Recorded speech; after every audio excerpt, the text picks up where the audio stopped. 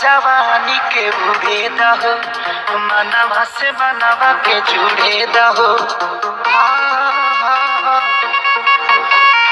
छीटा जवानी के उड़े दहो, मनवा से मनवा के जुड़े दहो।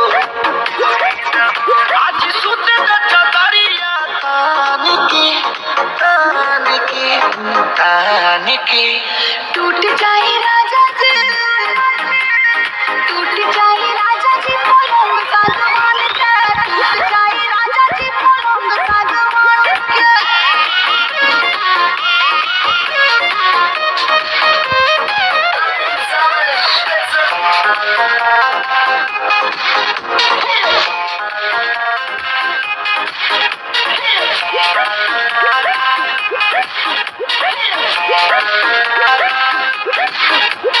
छुए त बदन की देखो न कटन की चदर बिछा दे हनी।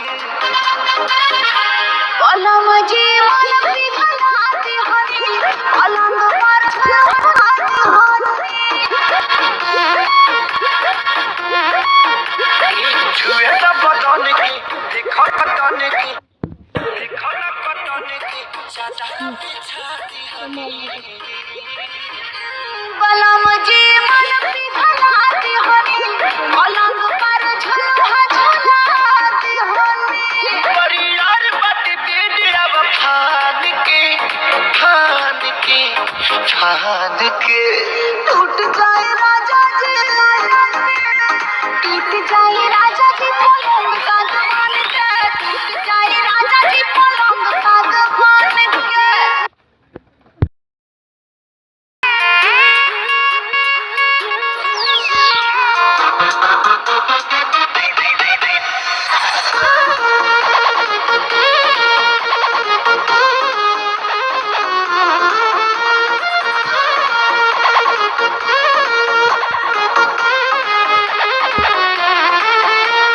छीटा जवानी के उड़े दहो, मनवा से मनवा के जुड़े दहो।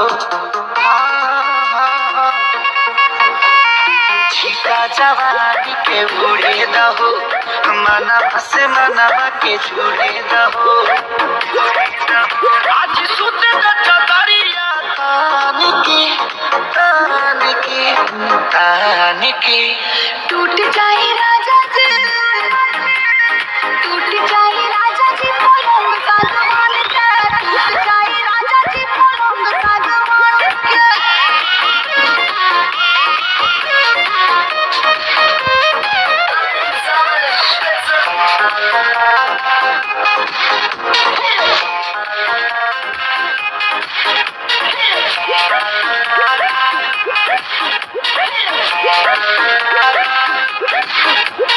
छुए त बदन की देखो न कटन की चदर बिछा दे हनी।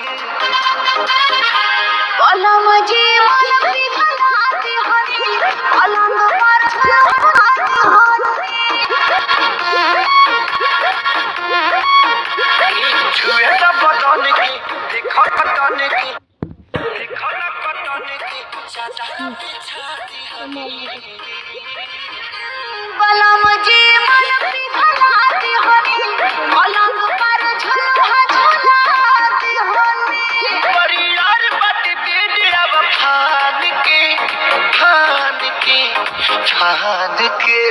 टूट जाए राजा जी, टूट जाए राजा जी पलंग सागवान के, टूट जाए राजा जी पलंग